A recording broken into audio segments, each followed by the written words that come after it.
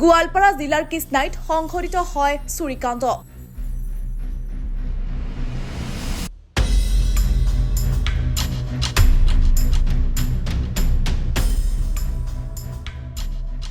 Pickup বাহনৰ পৰা চুৰিকাণ্ড সংঘটিত হয় নগদ প্ৰায় 5,80,000 টকা।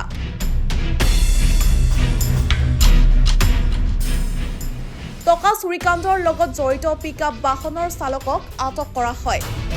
চালকজনৰ নাম ছয়গাঁৱৰ নুৰ আলম। ছয়গাঁৱৰ গৰৈমাৰীৰ ব্যৱসায়ী আব্দুল মালেক নামৰ লোকজনে আন ব্যৱসায়ীৰ চুপাৰী লৈ AS01PC 4529 নম্বৰৰ পিকআপ ভানেৰে চুপাৰী বিক্ৰী কৰিবলৈ কৃষ্ণাই বজাৰত আহিছিল।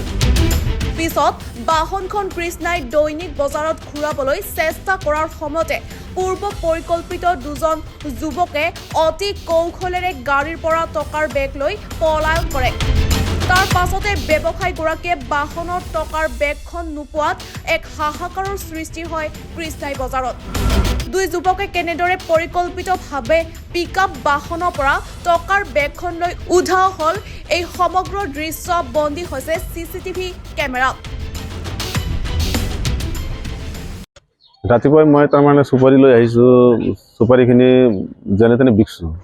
চুপাৰীখিনি বিকাৰ পিছত তাৰমানে দুইজন ল'ৰাই ফোন কৰিছে মোক, তাৰমানে সিহঁতৰ বাকী বেলেঞ্চ পইচা আছে, সেই পইচাখিনি ল'ব কাৰণে।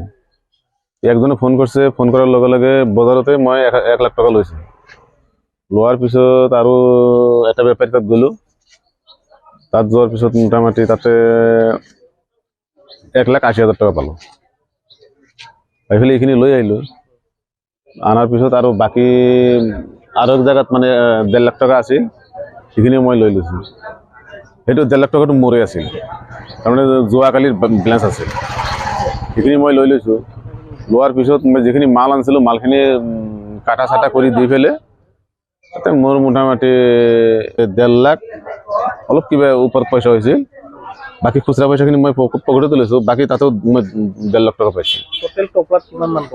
টোটেল আপোনাৰ মোটামুটি 1 লাখ আৰু হ'ল 1,80,000 আৰু হ'ল আপোনাৰ 1.5 লাখ আৰু হ'ল 1.5 লাখ, মোটামুটি 5,80,000। হয়তো নিয়াটোতো গাড়ীখনৰ পৰাই লৈছে, কিন্তু CC কেমেৰা ফুটেজে যদি দেখা নাপালা হয়, মোটামুটি মোকে কাবাই ক'লা হয় কাৰোবাৰ ঘৰতে থৈ আহিছে। বেলেগৰ পইচাই বেছি। আপনি কি ব্যৱসায় কৰে? একদম তামোল ব্যৱস্থা, তামোল কাটো। আৰক্ষীক জনাইছে এইটো কেছটো? হ্যাঁ, জনাটো জনাইছোঁ। তদন্ত কৰি আছে তেওঁলোকে? তদন্ত কৰি আছে।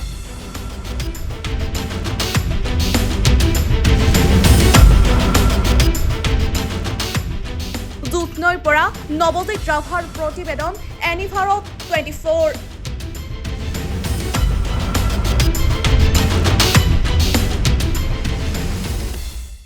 নমস্কাৰ, মই কমলিকা কাশ্যপ।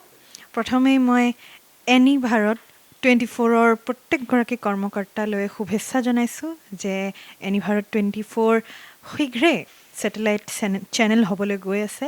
আৰু তাৰ লগতে মই এইটোৱে জনাব বিচাৰিম যে এনিভাৰত 24ৰে আৰু আগবাঢ়ি যাওক, ভাল ভাল কাম কৰি যাওক আৰু সৎ পথত কাম কৰি যাওক, সেইটো ধন্যবাদ দিব বিচাৰিম। অভিনন্দন, আপোনাৰ এজনী ছোৱালী জন্ম হৈছে।